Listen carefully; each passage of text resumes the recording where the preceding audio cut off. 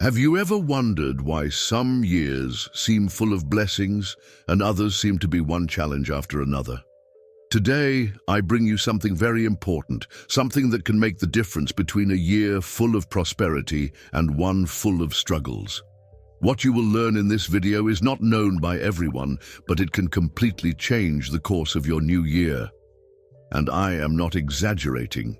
Today we are going to talk about 7 things that, if you avoid on December 31st, you can ensure that the next year will be much more positive, full of calm, peace, and abundance. And this will not only benefit you, but also your family. These little tips come from ancient teachings that will help you start the new cycle with the right energy. And I have a surprise for you. If you stay until the end, I will tell you a secret that an old teacher taught me to attract abundance and good luck in the new year. It is simple but powerful, and I am sure that it will change your perspective and help you start the year on the right foot. What you do today can change everything that happens in the next 12 months. So, don't miss this opportunity. Stay with me until the end, because what you will learn here has the power to make this new year a true gift for you and your loved ones. Whether you are a hasty or irritable eater, let me tell you a story I learned a long time ago.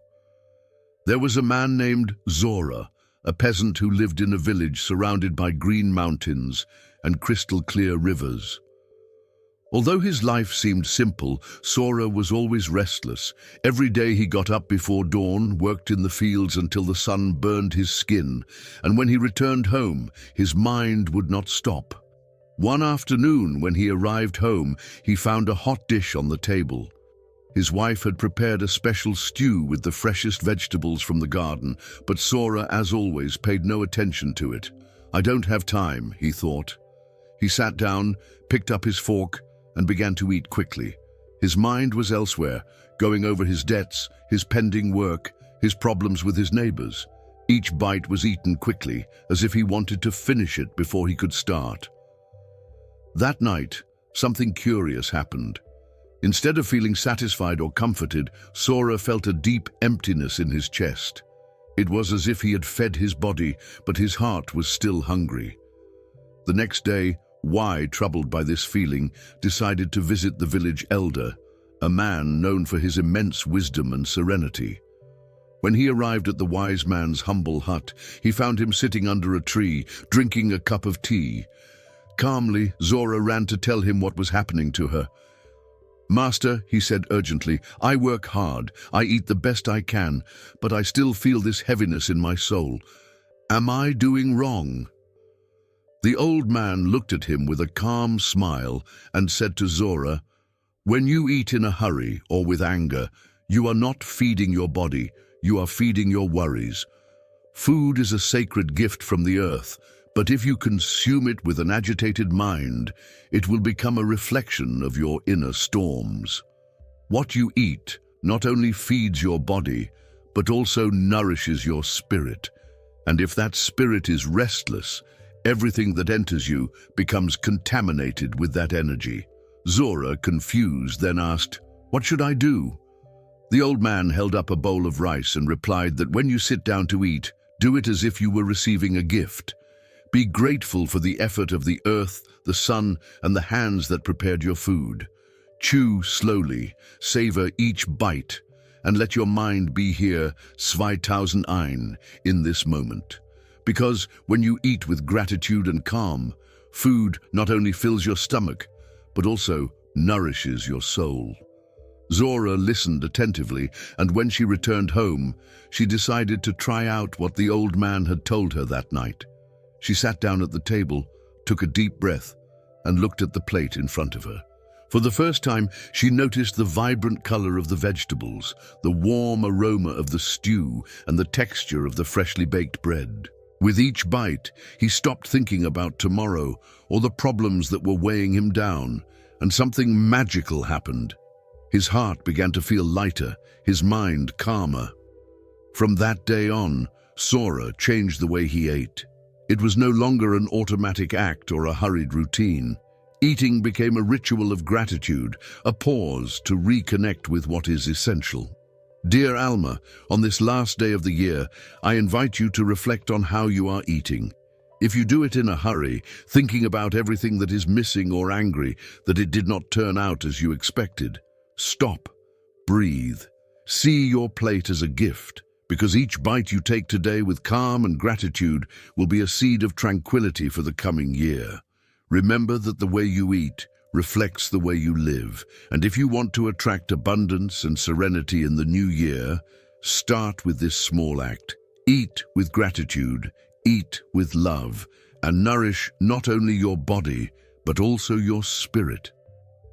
Before leaving your house dirty or messy, let me tell you a story about Aru, a woman who lived in a small town surrounded by cherry blossom trees. Aru was known for her warmth and generosity, but there was something that always kept her home in order. On the last day of the year, while everyone in the village was busy cleaning and decorating their homes, Aru decided to ignore tradition. "It doesn't make sense," she said as she left piles of clothes on the chairs and breadcrumbs on the table. "The new year will come anyway, with or without cleaning." That night, as the temple bells rang to bid farewell to the year, Aru sat in her cluttered living room. But instead of feeling excited about the new beginning, she noticed a strange sensation. Her home, which used to be a haven, felt heavy, almost as if the energy was trapped. The next day, Aru went to visit the village wise man, who always had answers to her concerns. "Master, why do I feel like the year started with $1 in my heart? I want prosperity and joy, but my home feels empty and dark." The wise man looked at her tenderly and replied, "Aru, home is not just a place where we live. It is a reflection of our mind and spirit. When you let clutter and dirt accumulate, it is as if you are inviting confusion and heaviness to stay with you. But when you clean your home with intention, you create space for positive energy to flow. It is like opening the windows to let the sun in."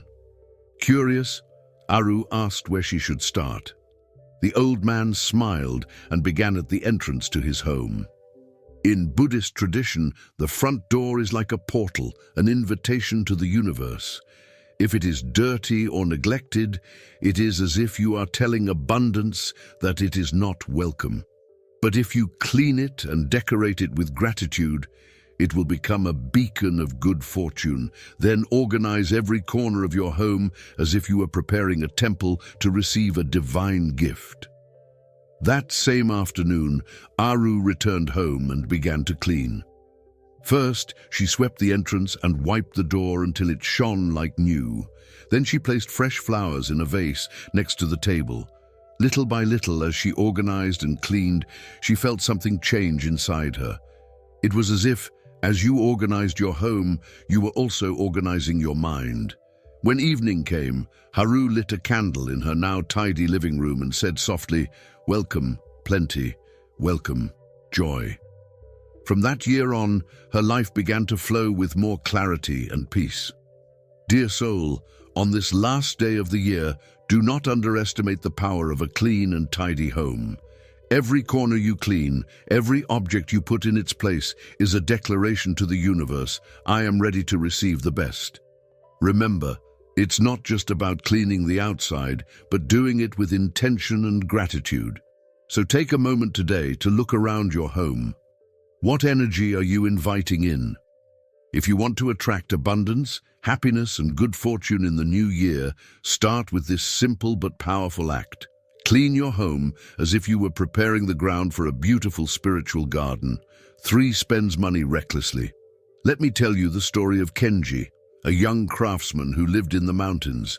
Kenji was known for his ability to carve beautiful objects out of wood. Yet, despite his talent, he never seemed to have enough money. Every December 31st, Kenji would get carried away by the excitement of the moment.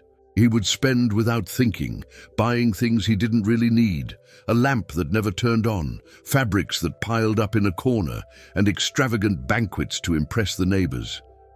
For him, that night was an excuse to forget his worries and live as if there were no tomorrow. But when the first day of the year came, Kenji always found himself in the same situation, with empty pockets and a restless heart. One afternoon, he decided to seek advice at the temple where the old teacher always had words of wisdom. "Master," Kenji asked, "why is it that despite all my work, I can never feel at peace with what I have? It seems like money is slipping through my fingers like water." The teacher smiled and offered him a cup of tea. Then Kenji told him, "Money is not just coins and paper. It is an energy that flows and connects with your intentions. If you spend it carelessly, it is like sowing seeds in dry land. No matter how much you plant, there will be no fruit. But if you use it wisely, each coin can become a seed that blooms and brings abundance." Kenji, intrigued, asked, "What can I do, Master? How can I change my relationship with money?" The Master responded by saying that December 31st is a powerful moment. What you do on this day sets the tone for the rest of the year. If you spend recklessly, you are telling the universe that you do not value what you have. But if you reflect and use your money with intention, you will be sowing balance and prosperity. Make a list of what you really need. Invest in something that adds value to your life and, most importantly, share a small part of it with others. Giving with gratitude is also a way of receiving. That night, Kenji followed the teacher's advice. Instead of spending on unnecessary things, he bought new tools for his workshop, something he really needed. He also saved some of his money and donated some to a neighboring family who needed it more than he did. In doing so, he felt a peace and clarity he hadn't felt in years. Dear friend, money doesn't define your worth, but it does reflect your priorities. On this last day of the year, stop for a moment before taking out your wallet. Asking this question brings me closer to the life I want to build. Use your money as a tool to create, not to consume without purpose. Remember, it's not how much you have that matters, but how you use it.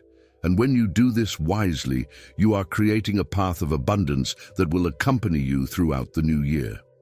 4. Sleep before midnight.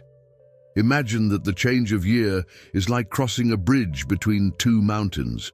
On one side is the year you left behind, with all its lessons, triumphs, and challenges. On the other side is the new year, an unknown path full of possibilities. Wouldn't it be a waste to cross that bridge with your eyes closed, asleep, without being aware of that magical moment? I'm going to tell you the story of Aiko, a wise and humble woman who lived in a small town surrounded by rice fields. For Aiko, every night of December 31st was a ritual. Even as an older woman, she always made sure to be awake at midnight. Not out of superstition, but because she understood the power of that moment. Midnight, Aiko said, is a unique moment. It is the only time when past, present, and future meet. To sleep before that moment is to ignore a precious gift that is being offered to you. Aiko used these hours to reflect silently, being grateful for the joys and lessons that the year had brought her. Then she would light a small candle in her window and whisper to the universe her wishes and intentions for the coming year. 2001. For her, it was not just a change of date, it was a rebirth. That night, her granddaughter Yumi asked Grandma, "Why don't you sleep like everyone else? It won't change anything, will it?" Aiko smiled and invited her to sit next to her. He replied that when you sleep before midnight, you miss the opportunity to be aware of change. It's as if you let life happen without you. 2009. But if you stay awake, give thanks and sow your intentions, you are telling the Lord that I'm ready to receive whatever comes with an open heart. That night, Yumi decided to stay awake. Together, they wrote on small pieces of paper the things they wanted to leave behind and the things they wanted to attract. They then burned the papers in a bowl, letting the smoke carry their intentions away on the wind. Why, my dear friend, midnight on December 31st is more than a moment. It is a door a door through which you can walk awake, aware, and full of gratitude. Take advantage of this moment to reflect. What has the past year taught you? What do you want for the next? Sleep can wait tonight. Stay present, reflect, be grateful, and set your intentions. It is like planting the seeds of the future with your own hands. Because when you wake up the next day, you are no longer the same. You are someone who has crossed the bridge from one year to the next with awareness and purpose. So why sleep when the universe is handing you a blank page to write on? 5. Argue or hold grudges. I'm going to tell you something that may be hard to hear, but it is one of the most powerful teachings you can apply on this last day of the year. It is about resentment. Resentment is like a stone, but not just any stone. It is a stone that you carry in your heart, heavy and cold.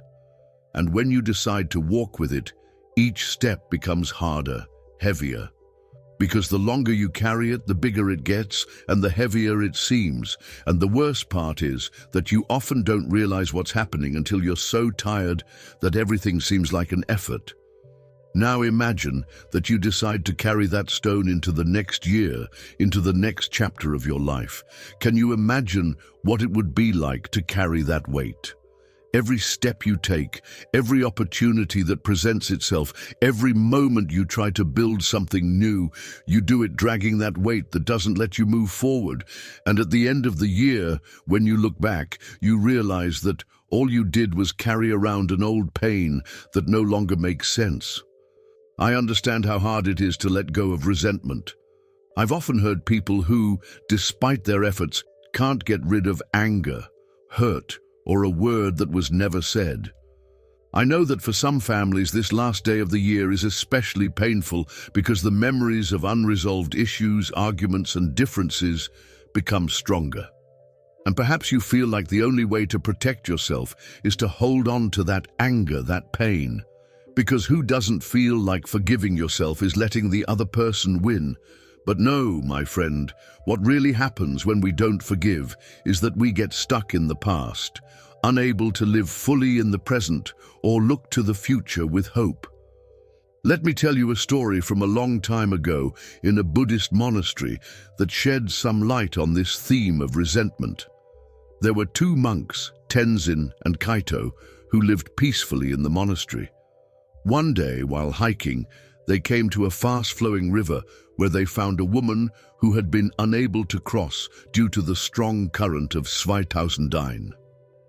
Without hesitation, Tenzin lifted her onto his shoulders and carried her to the other side. Hours later, as they walked through the forest, Kaito kept asking, "How could you carry that woman, Tenzin? We are monks. We are not supposed to touch anyone, much less pick up a stranger." Tenzin, knowing that his brother was upset, said nothing at first. But after a while she stopped, looked him in the eye and said to her brother, "I left the woman on the riverbank hours ago. Why do you keep carrying that?" Kaito remained silent. At that moment he understood. Resentment is exactly that. It is a burden that we continue to carry, even when the moment that caused it has passed. The arguments, the emotional wounds, the unspoken words are like that woman we have not left behind. We carry it with us, even when she's no longer present, and so we become heavier and heavier without realizing that, just like the woman on the river, the resentment is already in the past, but we continue to carry it. Now imagine that on December 31st, you decide to no longer carry those stones. I all know that sometimes forgiveness seems impossible. Maybe you think that what was done to you is too great, that that person does not deserve it, or that if you forgive, you will be letting everything go as if nothing had happened. But dear friend, forgiveness is not for them. It is for you. Because as long as you continue to carry that resentment, you will continue to carry $1 that prevents you from moving forward. Close your eyes for a moment and reflect. What do you gain by holding on to anger? What do we gain by not forgiving? By staying stuck in what they did to us? You may think that by not forgiving you are protecting yourself from suffering again. But in reality, all you are doing is continuing to carry a burden that will prevent you from seeing the light of the new year. Forgiving does not mean forgetting or justifying what happened. It does not mean that you approve of the hurt. It means that you decide to let go of it. It is like, I don't want this to control my life anymore. I don't want this pain to control my heart anymore. When you forgive, you truly set yourself free. It is like cleaning the mirror of your soul, allowing the light of love, peace, and harmony to shine again. So this December 31st, instead of arguing or getting carried away by anger, try something different. If there is someone you are in conflict with, offer a kind word. If you cannot speak directly to that person, sit quietly, close your eyes, and from the bottom of your heart, send them peace. Let everything that does not serve you dissolve in that moment. Let go of the burden. When the clock strikes midnight and the new year begins, you will not be carrying around stones or holding grudges. You will begin the year with a light heart, free of unnecessary burdens. You will be starting the year with the peace that only forgiveness can bring, and with an open mind to all the good that is to come. Remember, my friend, forgiveness is not a gift to them. It is a gift to yourself, and that is the best start you can give to this new cycle of life. 6. Ignore the rituals of gratitude. Dear soul, this last day of the year is a sacred time. Think for a moment about how many blessings you have received this year. Although some may have come disguised as hardships, sometimes in the rush of life we forget to stop and give thanks. And without gratitude, the doors of abundance remain closed, as if the universe is waiting for us to decide to open them. Let me tell you a story that always comes to mind when I talk about gratitude. Years ago, in a small town, there lived an old monk named Ryo. Every afternoon, after the sun had set behind the mountains, he would sit at a small table in his cell and take a piece of paper and a pen. Sometimes I would simply write a thank you. Other times he would fill the page with a list of blessings, big and small. Ryo was not waiting for the perfect moment or special day to give thanks. He knew that gratitude is a daily practice, something that is cultivated like a plant that needs watering. One day, a young monk named Kenji, who had recently arrived at the monastery, saw lightning writing. He asked curiously, "Master, why do you take time every day to write down your gratitudes? How important is that?" Lightning smiled and replied, "My dear disciple, the simple act of giving thanks transforms everything you touch. When you are grateful, you are not only acknowledging what you have, but you're also opening your heart to more. The universe responds to a heart that knows how to give thanks. And when a heart is filled with gratitude, it never lacks what it needs." Kenji didn't fully understand at the time, but when he saw how Lightning's face lit up as he wrote his words, he decided to give it a try. That night, before going to sleep, Kenji wrote down 3 things he was grateful for on a piece of paper. At first he thought he didn't have much to be grateful for, but he soon realized that there were so many small and large blessings in his life. He was grateful for the bright moon, the sound of the wind in the trees, and the peace he felt in his heart when he was there. The young monk realized that by writing those words, something inside him had changed. His energy became lighter, his mind clearer, and his spirit more serene. It was then that he understood what the old master wanted to tell him. "Dear friend, today is a perfect day to stop and reflect.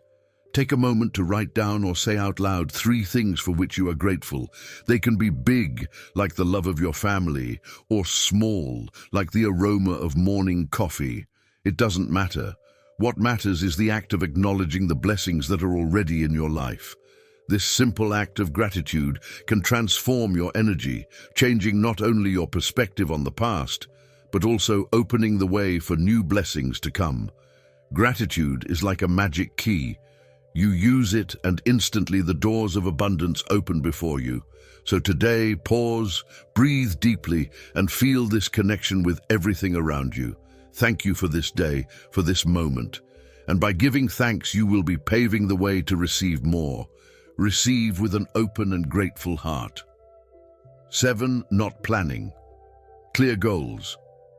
Dear soul, imagine for a moment that you are in the middle of the ocean in a boat. The sea is calm, but the ship has no direction. There are no sails to guide it. There is no compass to show you the way.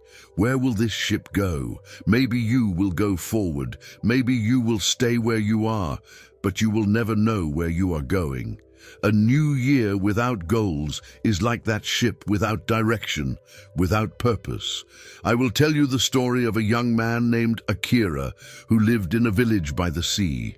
Every morning before sunrise, Akira would climb onto a small wooden raft. For years he sailed every day, but always without direction. He could feel the wind on his face, the waves moving his raft, but he never knew where he was going.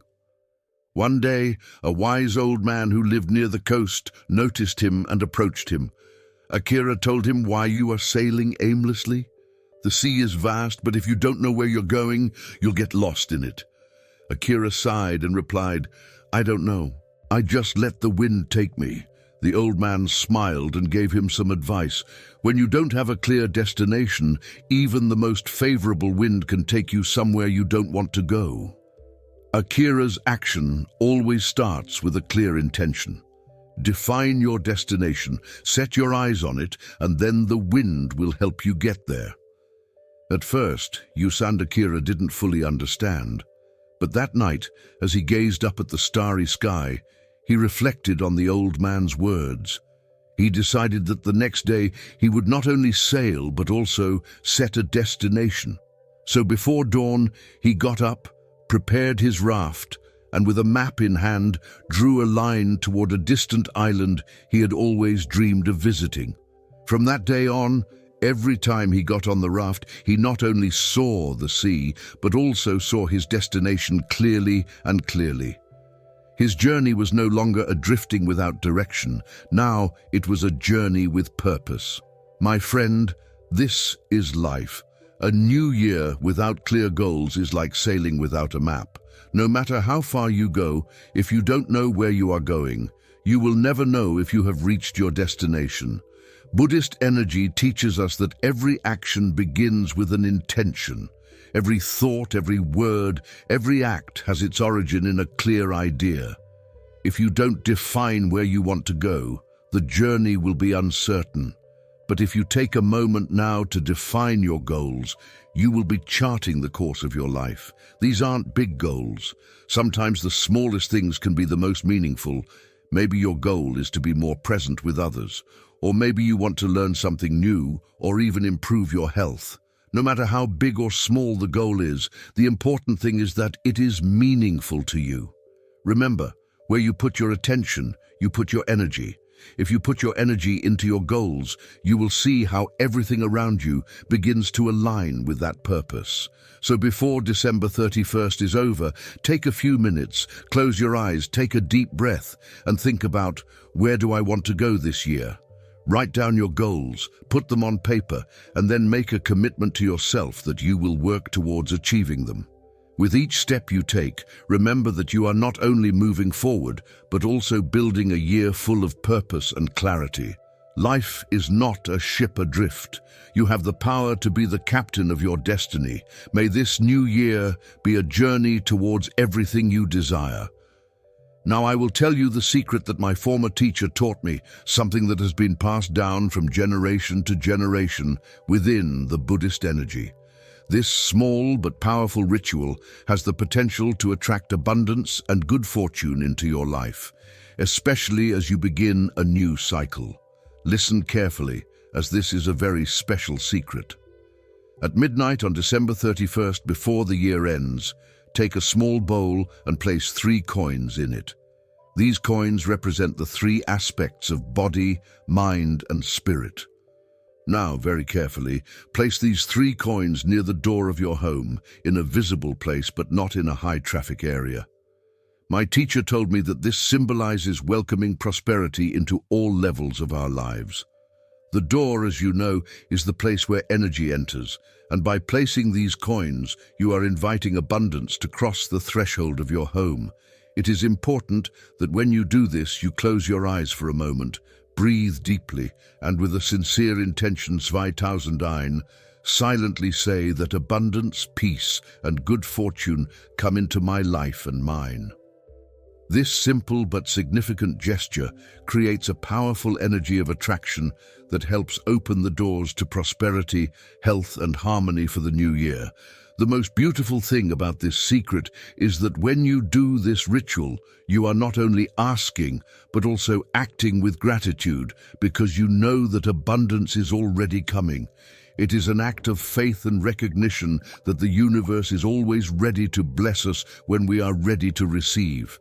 So, dear friend, make sure you do this on this December 31st. Do not let this ritual go unnoticed. Do it with your heart and with the certainty that you are opening a path of blessings for you and yours. And so, dear friend, with these small but powerful gestures, you are not only closing the year, but opening the doors to a new cycle full of blessings, peace, and prosperity. Remember, what you do on this last day has the power to influence everything that is to come. December 31st is a magical time, an opportunity to start off on the right foot and with a heart full of hope. If you apply these tips, you will see how your life is filled with harmony and fortune, both for you and your family. But most importantly, by doing so, you are taking control of your destiny, creating a space where blessings can flourish. If you enjoyed this video and feel that these teachings have brought you peace and clarity, I invite you to subscribe to Buddhist Energy so that you can continue learning more about how to attract prosperity, 2001, well-being and harmony into your life. Leave me a comment below and tell me what ritual or advice you will put into practice this December 31st. And if you know someone who could benefit from this video, feel free to share it. Together, we can create a circle of good luck and positive energy. Thank you for being here, dear friend. I wish you a new year full of peace, love, and abundance. See you soon in the next video. Until next time.